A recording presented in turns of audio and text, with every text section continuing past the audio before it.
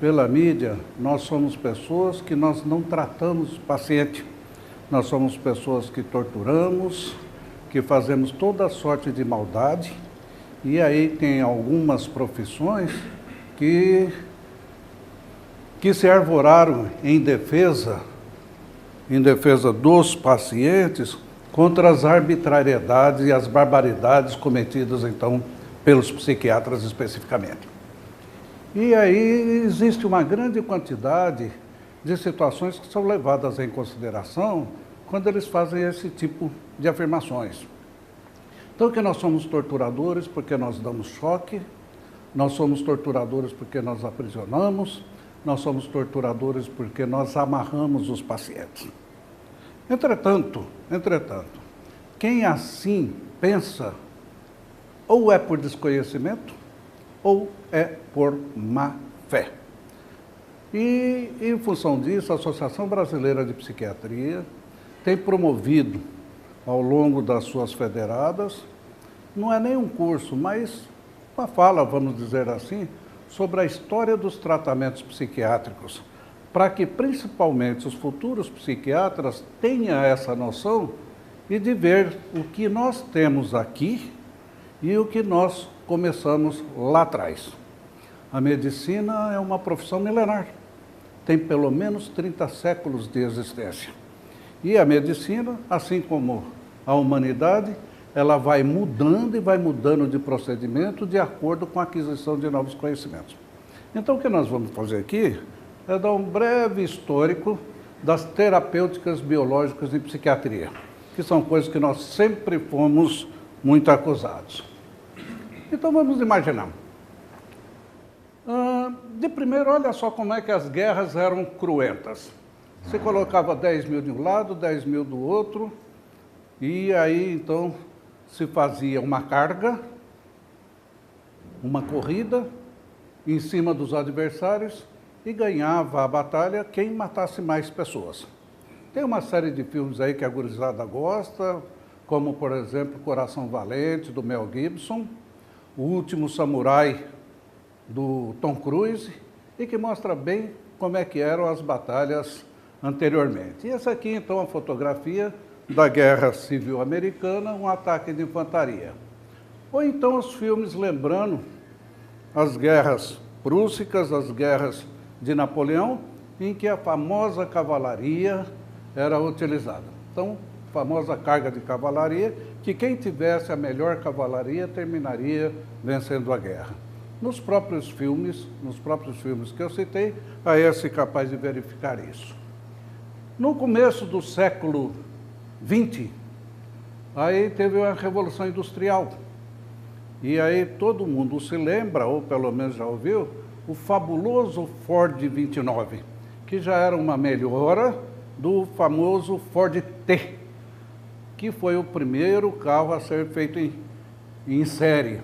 E todo mundo se admirava da absurda velocidade de 18 km por hora.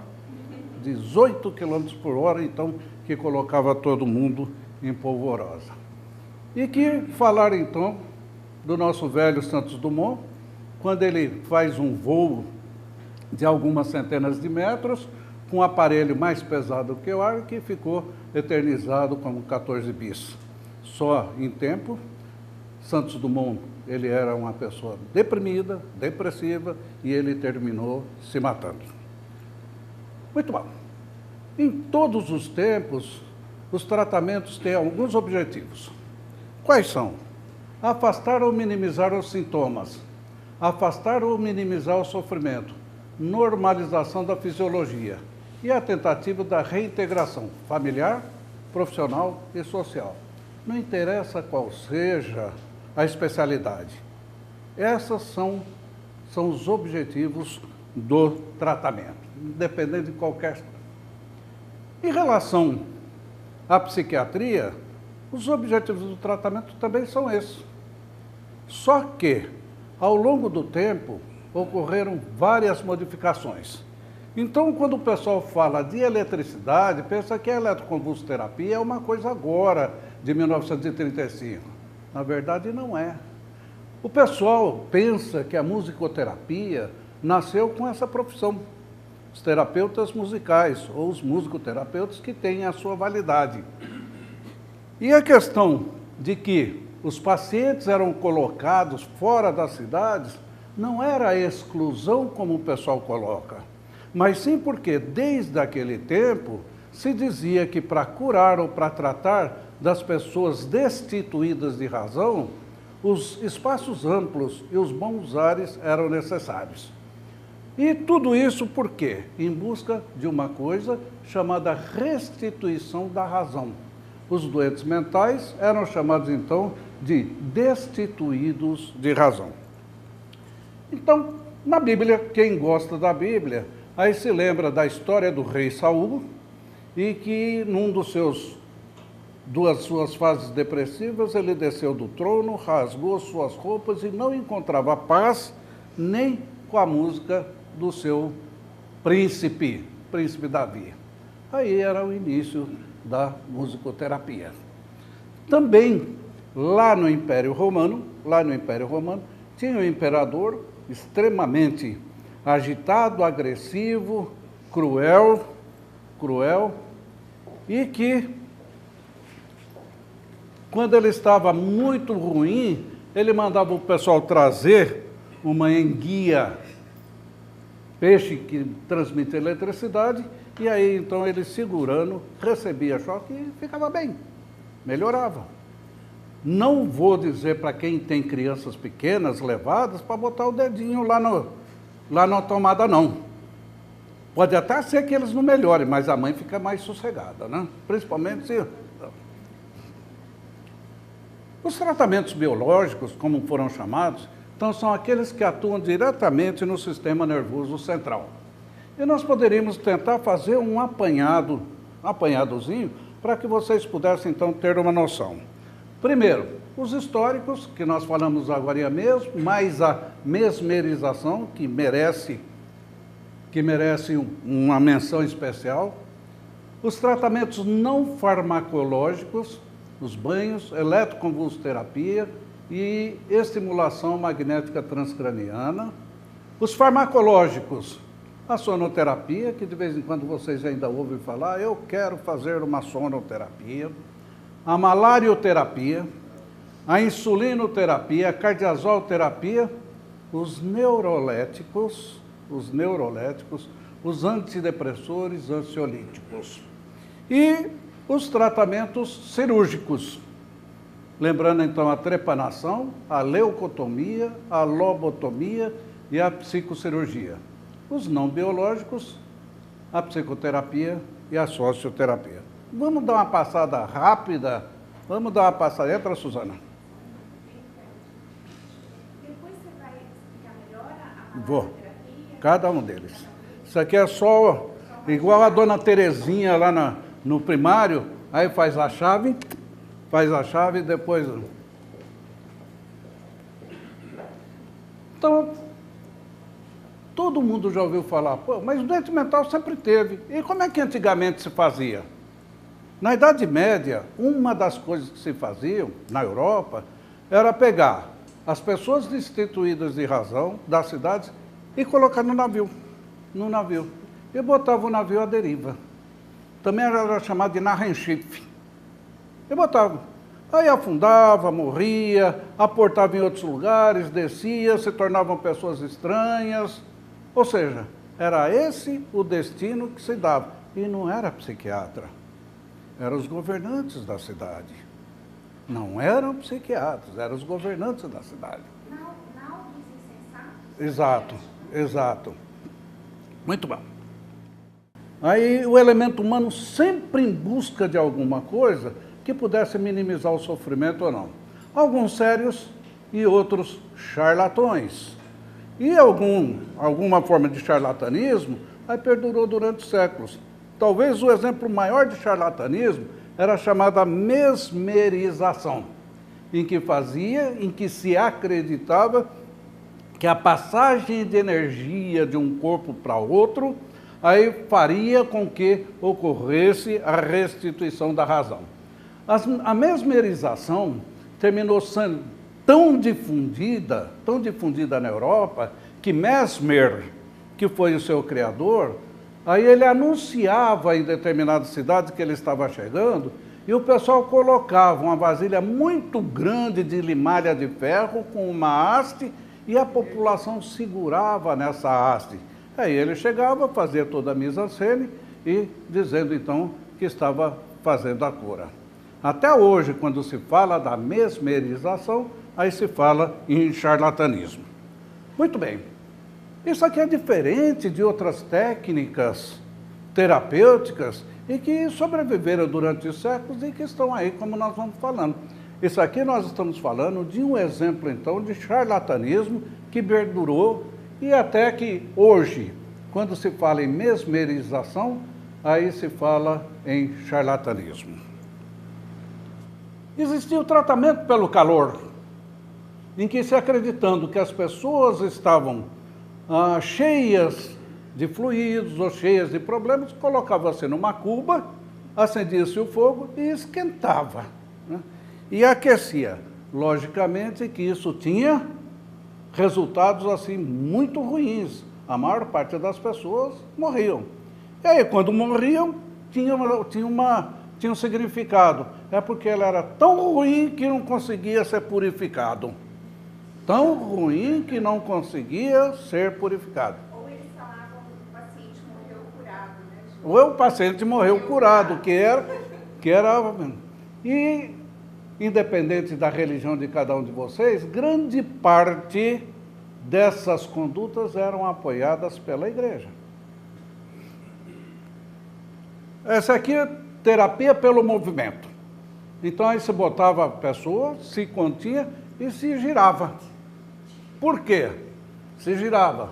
Porque à medida, à semelhança da decantação, talvez os elementos cerebrais aí ficassem organizados de acordo com a densidade, de acordo com a fluidez ou não. E isso nos livros antigos ainda nós verificamos e verificamos bem, durou bastante tempo. Como também o tratamento pelo silêncio. Olha, o paciente contido, e uma caixa em que ficava em silêncio, porque acreditava-se que, ocorrendo o isolamento da pessoa contra os distúrbios, contra os sons, sempre os estímulos sonoros e mesmo os estímulos luminosos, aí o cérebro teria melhores condições de se recuperar e voltar à sua razão. Tem um filme aí chamado Marquês de Sade.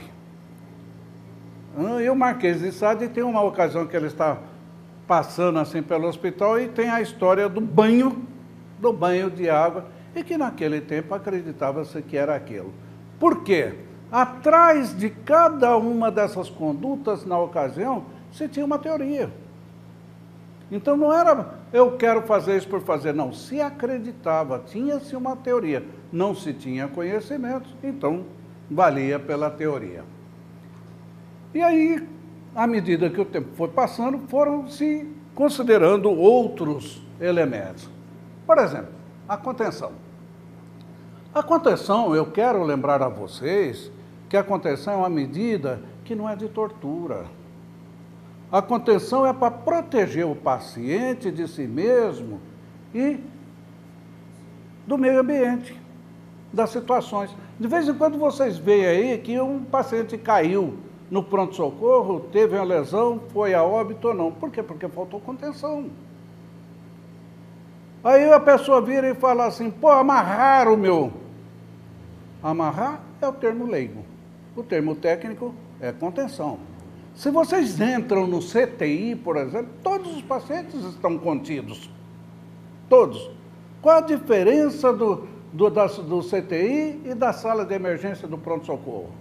É que no CTI já se tem diagnóstico, tem a terapêutica estabilizada e não só a contenção, como também a colocação de luvas para evitar que a pessoa tire os canudos, etc.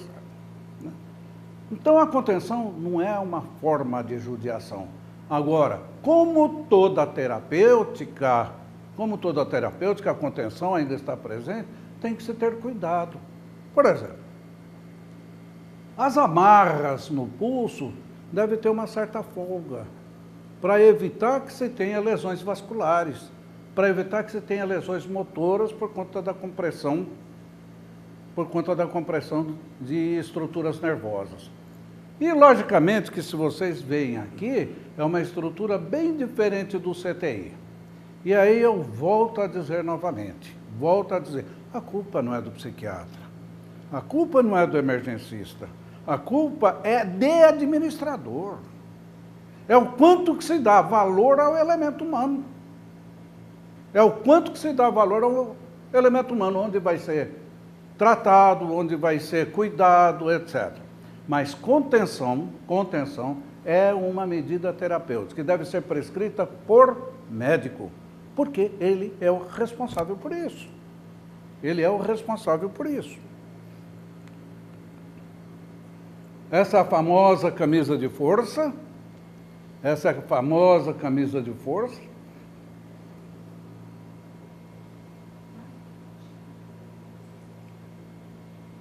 Oi, Mariana.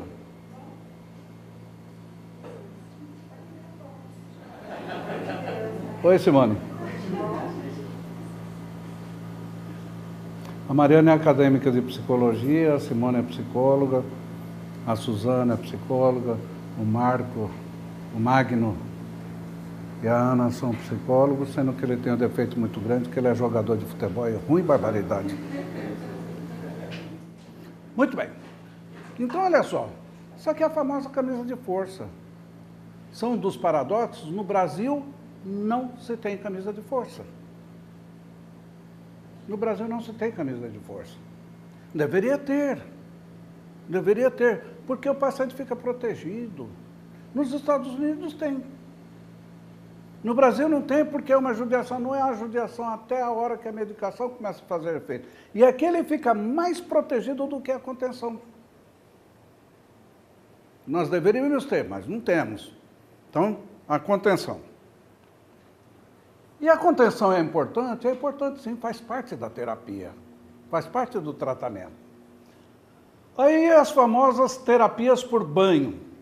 Isso no início do século XX, aí vocês dêem uma olhada, aqui um tanque de água, e aí a pessoa numa maca, aí se desce e se sobe, se desce e sobe. Se está muito apático, água gelada, para ver se dá um. Se está muito agitado, água morna. Água morna para ver se ocorre relaxamento. Era o que se tinha. E aí, isso aqui já é no início do século XX, final do século XIX, mas se vocês verem esse filme, por exemplo, Marquês de Sade, vocês vão verificar que eram aparelhos refinados. Porque acreditava-se que acontecesse isto. Essa aqui também no início do século XX, vocês verificam que é uma série de tubos e com chuveiros. Então a pessoa colocada aqui tinha um monte de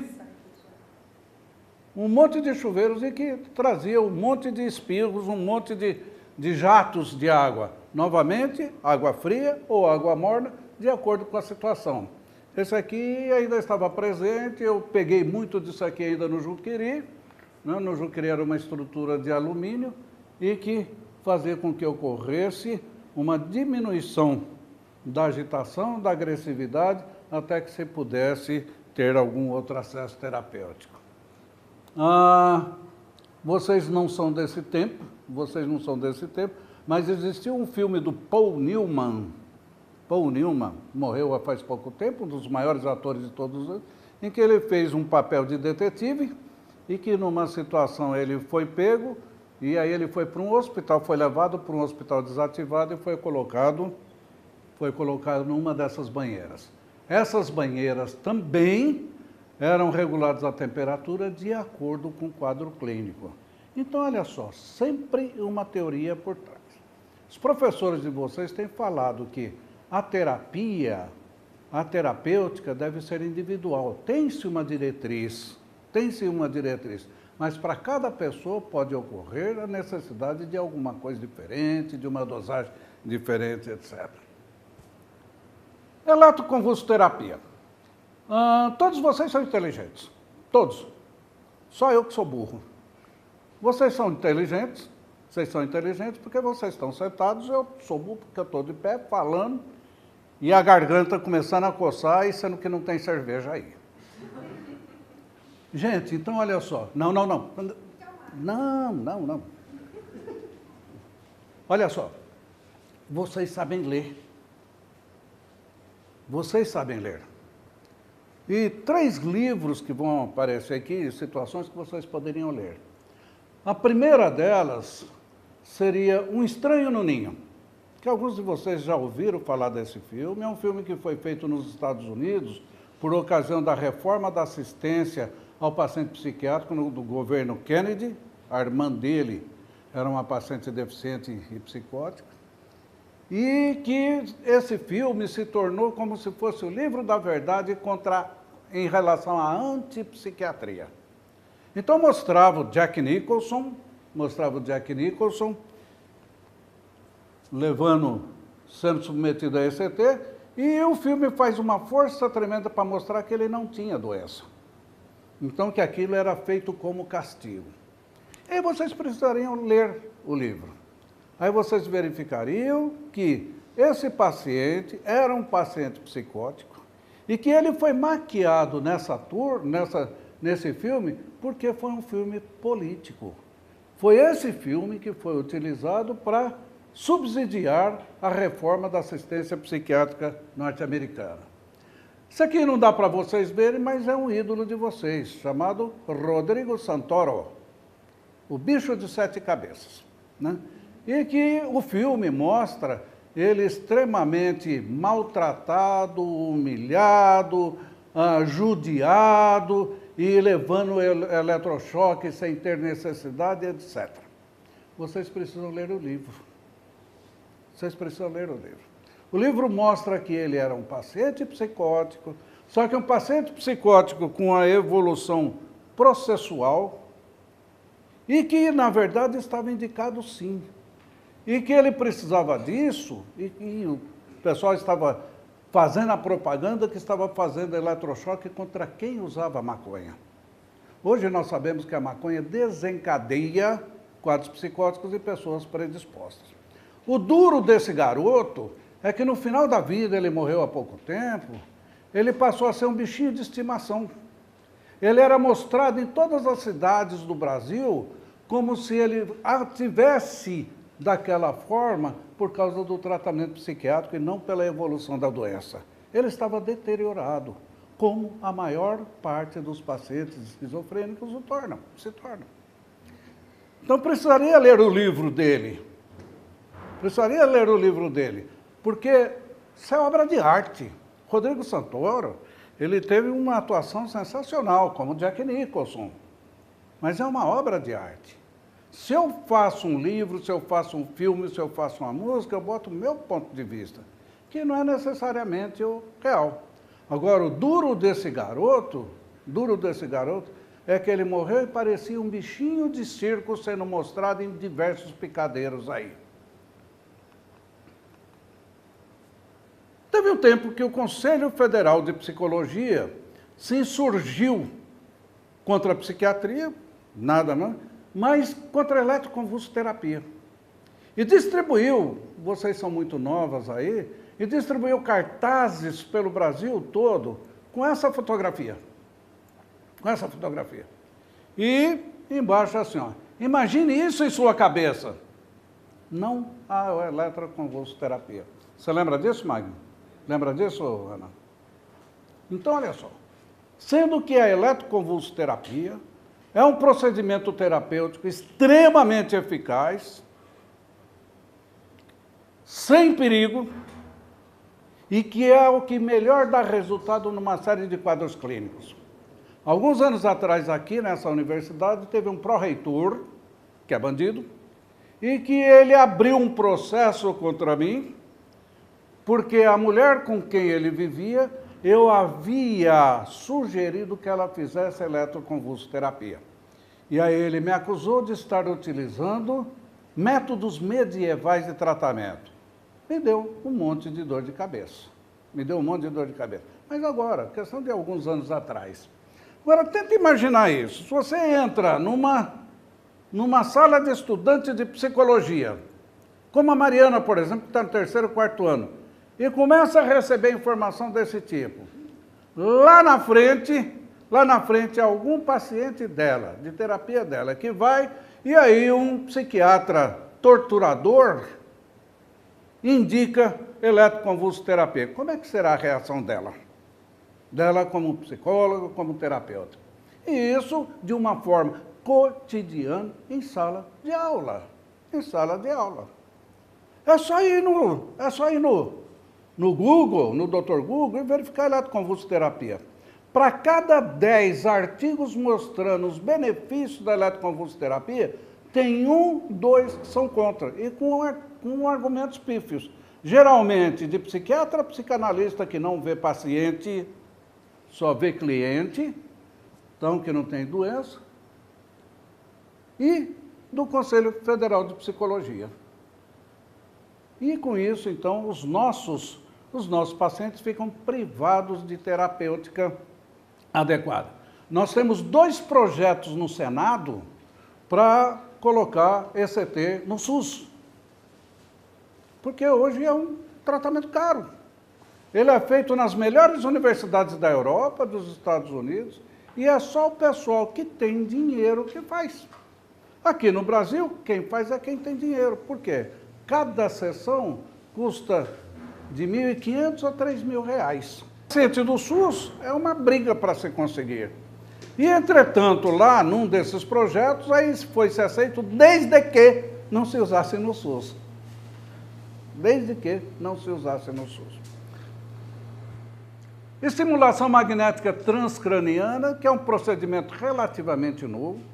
Eu fiz parte do grupo que estudou e liberou, e que fica indicado, é indolor, fica indicado para alucinações auditivas, fica indicado para transtornos depressivos de intensidade leve, e que nós não liberamos ainda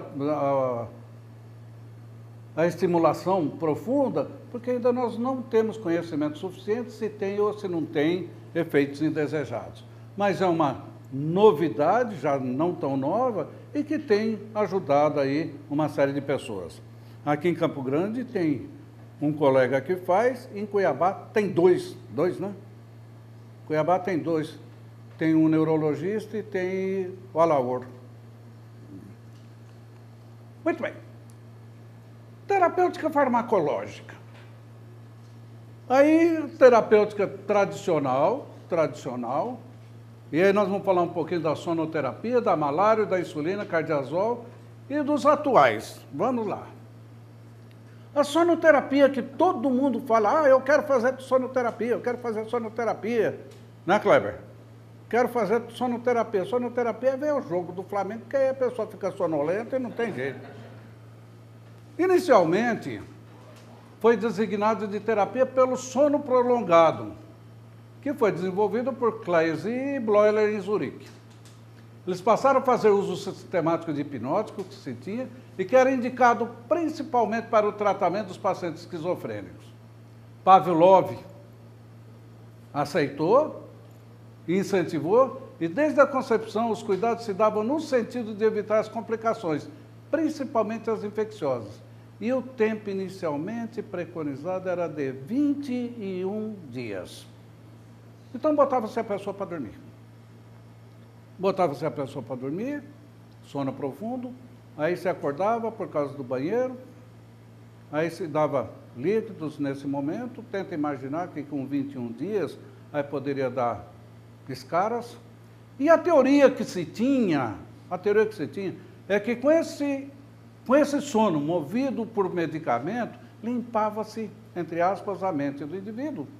E quando a pessoa voltasse a si, aí dependeria da terapêutica para ir preenchendo novamente o seu cérebro com as coisas mais adequadas.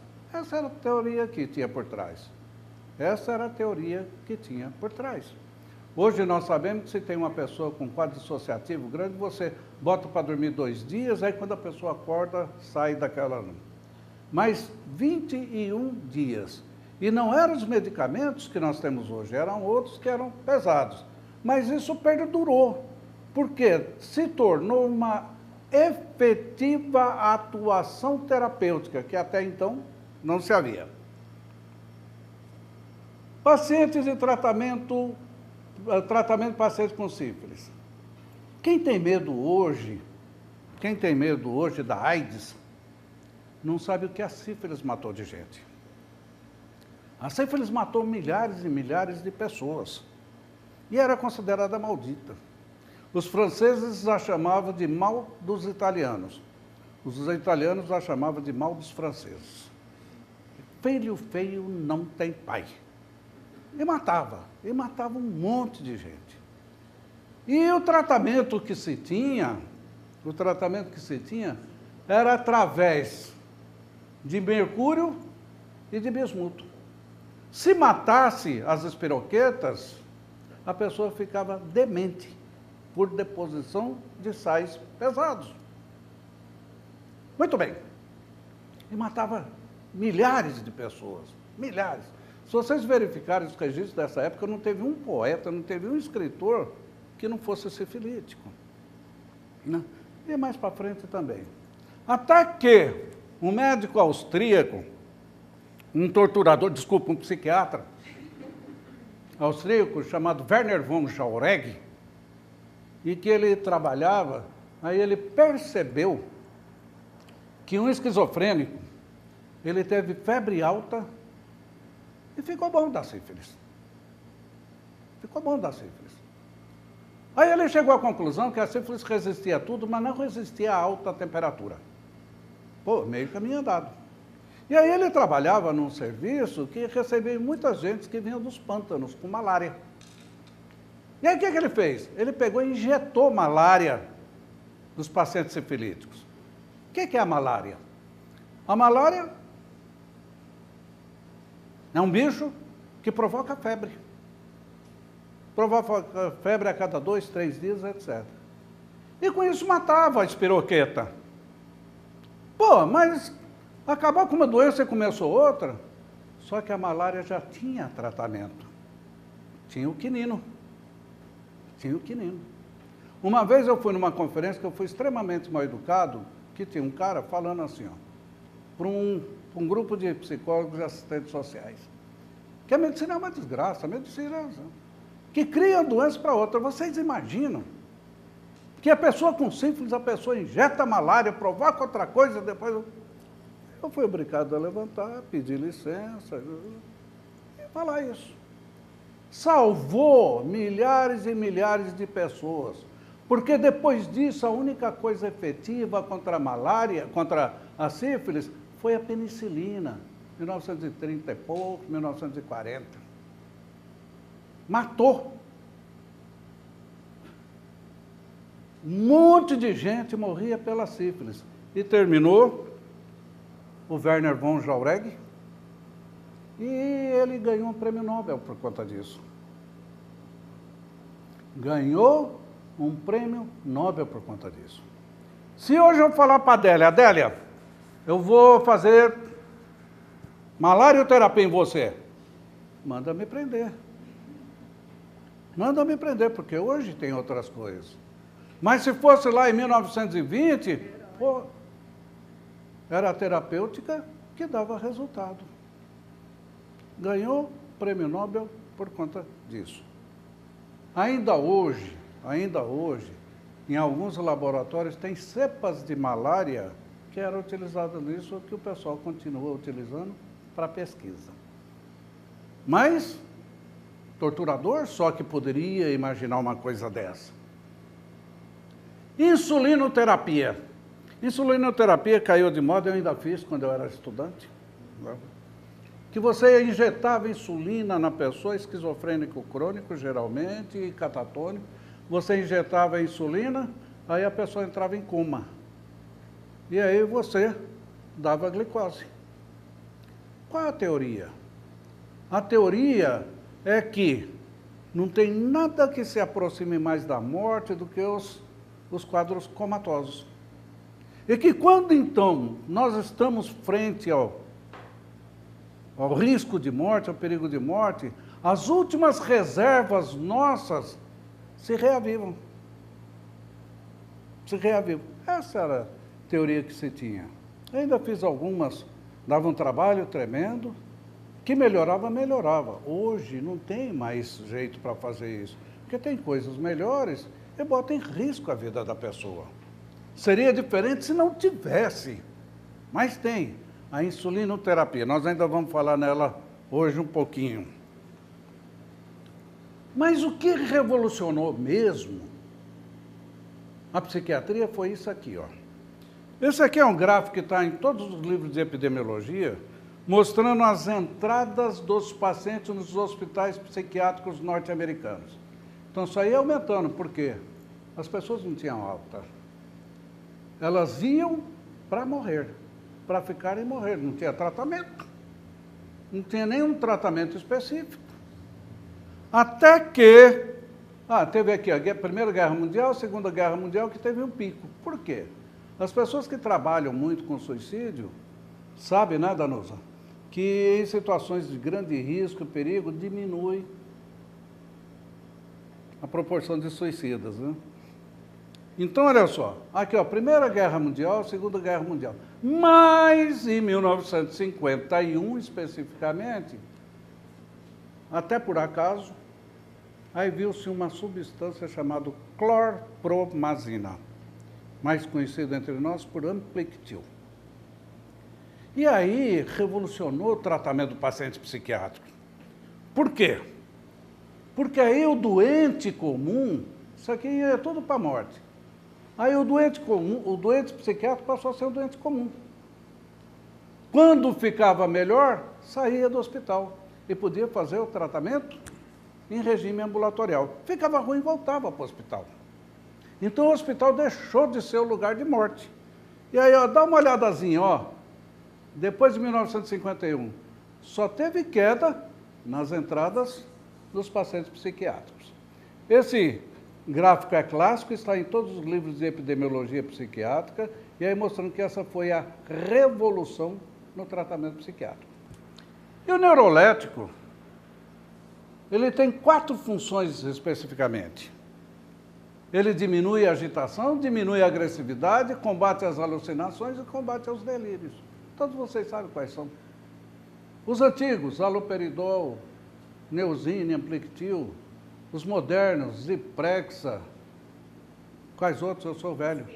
Risperidona, olanzapina, clozapina, etc. Então, essas funções. Foi por causa do neurolético, que o doente mental passou a ser um doente comum. Os antidepressores. Antes que vocês me xinguem e falem que eu sou pornográfico, etc., esse quadro eu ganhei da irmã gêmea da Danusa, Alexandrina Meleiro.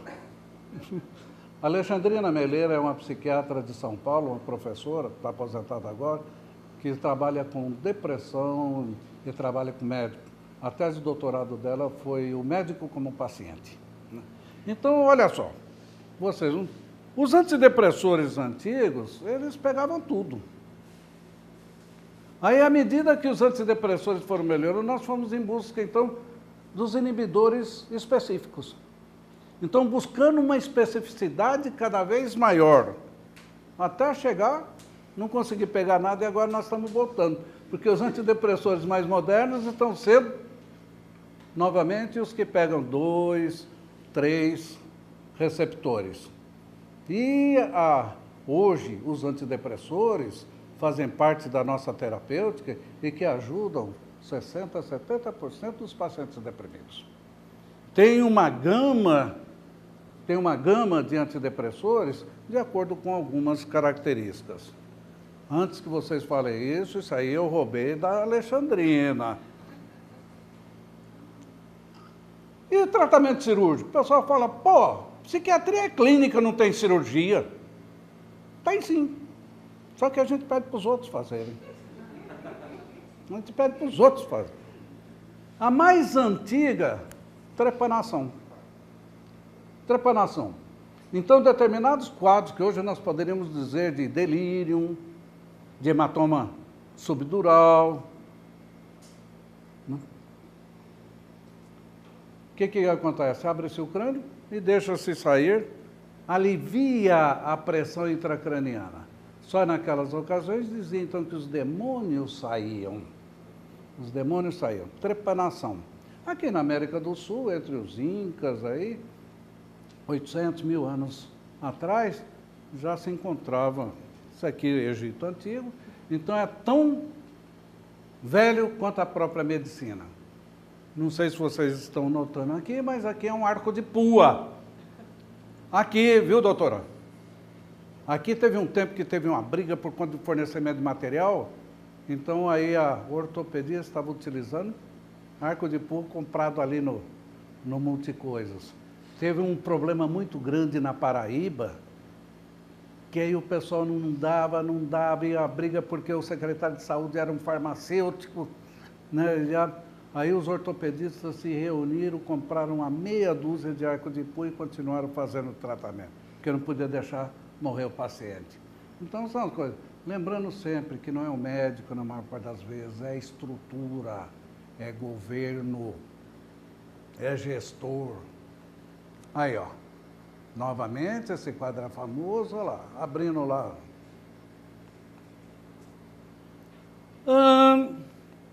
Leucotomia. Leucotomia, na década de 40, na década de 50.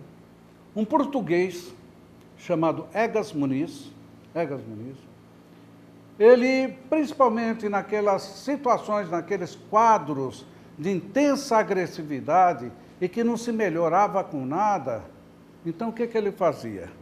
Ele pegava um leucótomo, que não era nada mais, nada menos do que um furador de gelo, enfiava aqui no olho e chegava até o lobo pré-frontal e fazia um movimento em ar e seccionava as estruturas nervosas nessa região, que são as responsáveis, então, pelo controle da impulsividade, do controle motor, do controle afetivo, etc. Egas Muniz, ele fazia isso e fazia com tanta tranquilidade que ele levava no consultório dele, aí pegava, botava a pessoa sentada e fazia indolor. Pô, pode parecer doloroso, mas indolor. Muito bem, esse é o Egas Muniz. Prêmio Nobel de Medicina. Prêmio Nobel de Medicina. O problema todo é que na medicina algumas coisas são idealizadas e outros utilizam para outras coisas. Há quem diga que no movimento hippie da década de 60, nos Estados Unidos, centenas de manifestantes foram leucotomizados, sem nem saber o que estavam sendo. Há quem diga isso. Então foi um uso não adequado, um uso não. Assim como Santos Dumont se matou, porque ele considerou que o invento dele, que o trabalho dele estava sendo mal utilizado na guerra. Muito bem, então Egas Muniz, Prêmio Nobel. Logicamente que isso caiu de moda, embora durante um monte de tempo teve a lobotomia de Freeman Watts, em 3 tempos. Eu vi muitos pacientes. Eu trabalhei no Juqueri e tinha uma colônia só de pessoas que tinham feito malarioterapia, que tinham feito isso, e dava para ver, eu tive 2 projetinhos de trabalho, mas que não teve dinheiro para fazer, e que aí mostrava algumas inadequações. Mas terminou de ser fazer no centro cirúrgico lá, porque algumas pessoas abusaram. A cirurgia de Freeman Watts, ela pega a lobotomia, são feitas em 3 tempos. Aí se abre o cérebro, aí vai se seccionando em 3. A última pessoa que eu vi da lobotomia, eu estava de plantão no manicômio judiciário, chegou no meio da madrugada, um paciente que veio lá de Santos, onde ele tinha feito uma carnificina e o pessoal não conseguia ver. E nós fomos atendê-lo e fomos ver antes de entrar. Aí, quando eu estou examinando, estavam 3 cicatrizes dele de Freeman Watts. Nem isso fez com que ocorresse a diminuição da agressividade dele. Continua tendo hoje a lobotomia, a leucotomia, continua tendo? Sim. Vocês não acreditam? Neurocirurgião, que foram os criadores de Deus, né? Porque neurocirurgião se acredita maior que Deus. Criou Deus para jogar em Deus a culpa dos insucessos, né? Então, os neurocirurgiões, com a tecnologia hoje, têm a cirurgia estereotáxica. O que é isso a não ser lobotomia, a não ser leucotomia? Só que é mais fino, né? Enquanto antes ia lá e fazia a secção, agora, através de outros meios, através de ressonância, através de PET scan, aí se verifica exatamente o local das lesões, vai lá e... Mas o que é isso? Isso é a mesma coisa, está aí. Tratamentos biológicos, meios químicos de contenção. Isso eu não achei fotografia, mas é só para mostrar. Pessoas que sempre foram os problemas na psiquiatria, muito irritados, muito agitados, muito agressivos, numa série de coisas não tinha jeito. Aí o pessoal recorreu à medida heróica. Medida heróica. Pegava-se um pouco de terebentina e aqui na musculatura paravertebral. O que acontecia? Formava-se um abscesso. E o abscesso numa região extremamente dolorosa, então a pessoa ficava quieta, ficava parada. Ficava quieta, ficava parada. Ou então, leite. Isso era chamado, então, de abscesso de fixação. Abscesso de fixação. Felizmente, durou muito pouco tempo. Muito pouco tempo, porque isso sim poderia ser criticado, poderia se dar, já se tinha o neurolético. E outro meio químico de contenção é a impregnação. Todo mundo já ouviu falar da impregnação?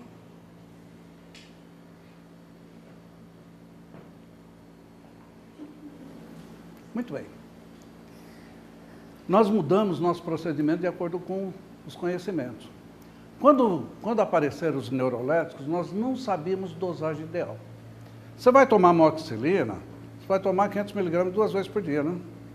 Ou não? 3 vezes por dia? Tá, cara. Mas se você passar 5 vezes ao dia, alguma coisa tá, ou 1 vez ao dia, alguma coisa. Muito bem. E nós não sabíamos com o neurolético. Mas nós sabíamos o quê?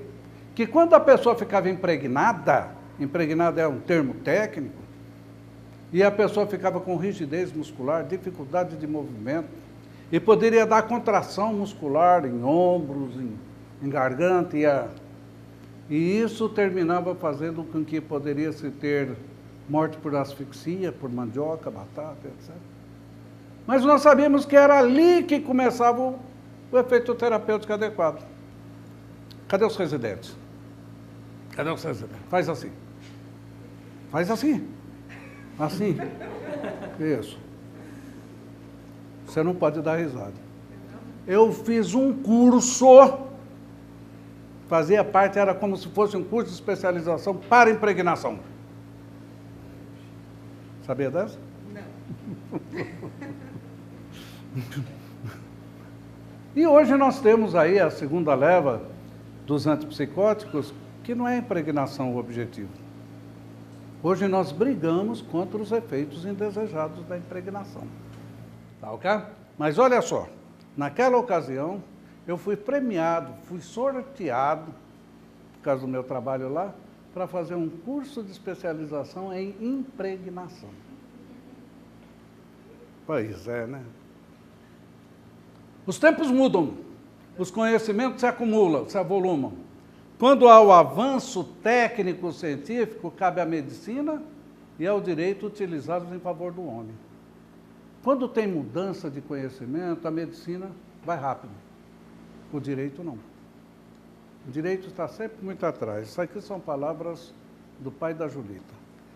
O pai da Julita falou no congresso em que ela a primeira vez falou em direitos do doente mental. Recife, 1984. Não, advogado, jurista de primeira mão. Todo mundo lembra disso aqui? Estamos terminando. Todo mundo se lembra disso? Russell Crowe, é assim que se fala? Mente brilhante. Mente brilhante. Esse era ele até 2 meses atrás, porque ele morreu atropelado 2, 3 meses atrás. Ele e a mulher dele, 90 e poucos anos, estavam descendo em frente ao hotel e foram atropelados. Esse aqui, Antônio Geraldo, presidente da Associação Brasileira de Psiquiatria. Quem viu esse filme deveria ler também o livro. Porque o livro é sensacional. O livro não mostra só isso, o filme nunca chega perto do livro, mas vai mostrando as dificuldades que ele teve e que ele continuou tendo. E o tratamento que apareceu lá com ele, para os residentes de psiquiatria, esse filme é um exemplo de psicopatologia. Só tem uma coisa, quem gosta de psicopatologia. E o tratamento que foi feito com ele foi insulinoterapia.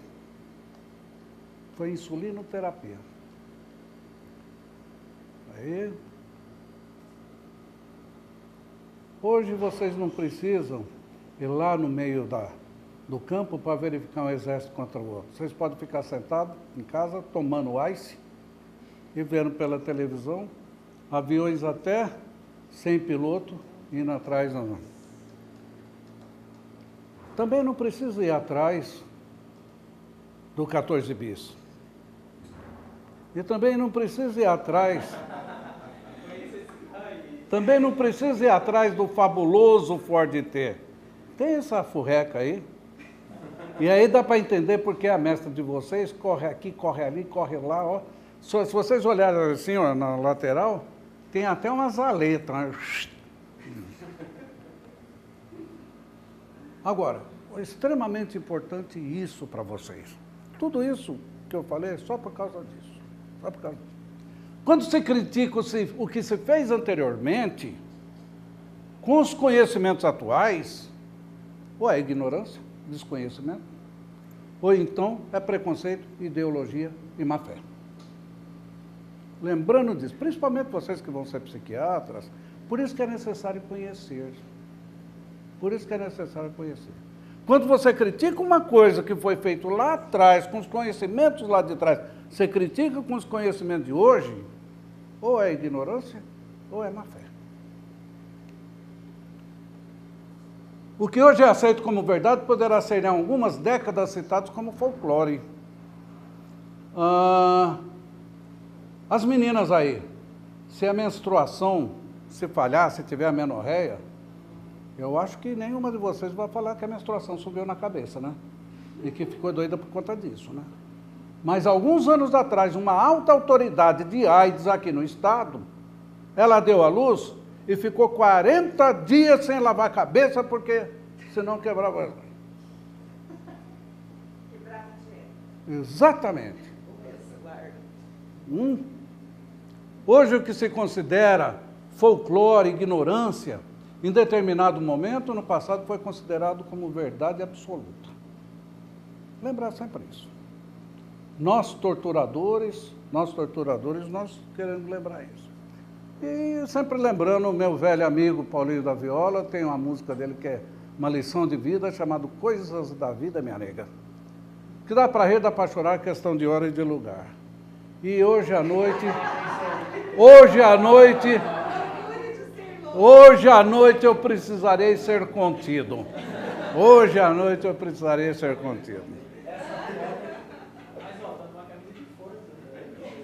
Não, mas... Pô,